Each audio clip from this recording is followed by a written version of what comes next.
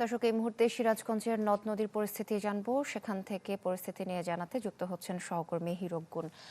হীরক, আমরা সকাল থেকেই আসলে বিভিন্ন জায়গার খবর জানছিলাম। আপনি এখন যেখানে আছেন সেখানকার কি পরিস্থিতি, আর কোনো ভাঙনের ঘটনা ঘটেছে কিনা বা পানি কমছে কিনা একটু জানাবেন বিস্তারিত।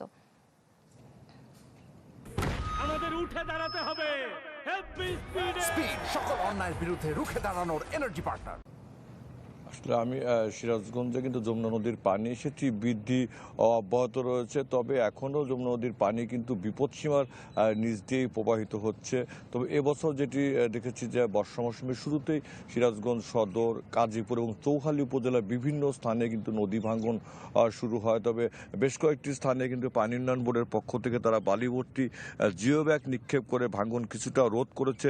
তবে এখনও আমরা যেটি খবর পেয়েছি যে সিরাজগঞ্জের সদর উপজেলার যেটি কাবাকলা ইউনিয়ন এবং চৌহালি উপজেলার সলিমাবাদ, চর সলিমাবাদ এলাকায় কিন্তু নদী ভাঙ্গন এখনও রয়েছে। গতকালও কিন্তু সেখানে নদী ভাঙ্গন হয়েছে এবং পানি উন্নয়ন বোর্ড যেটি বলছে যে যমুনা নদীর পানি আরও কিন্তু 2 থেকে 3 দিন বাড়ার একটি সম্ভাবনা রয়েছে।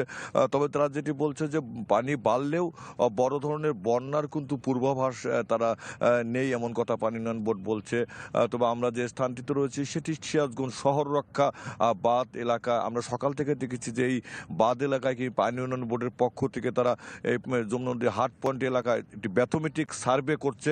পানি উন্নয়ন বোর্ডের নির্বাহী প্রকৌশলীর সঙ্গে কথা বলেছিলাম, তারা যেটি বলছে যে ঠিক এই হাট পয়েন্ট এলাকায় কিন্তু এবছর নদীর স্রোত থাকায় তারা নদীর তলদেশের মাটির কি অবস্থান সেটি কিন্তু তারা সকাল থেকে পরীক্ষা করছে, কারণ এটি কিন্তু শহর রক্ষা বাঁধ। ঠিক এই বাঁধটি সিরাজগঞ্জ শহরকে কিন্তু আসলে রক্ষা করেছে, যে কারণে এই বাঁধটি কিন্তু সিরাজগঞ্জ হাট পয়েন্ট নামেও পরিচিত। তবে এখন পর্যন্ত পানির যেটি অবস্থান, পানি কিন্তু এখনও বাড়ছে, সেই সাথে কিন্তু বৃষ্টিপাতও রয়েছে।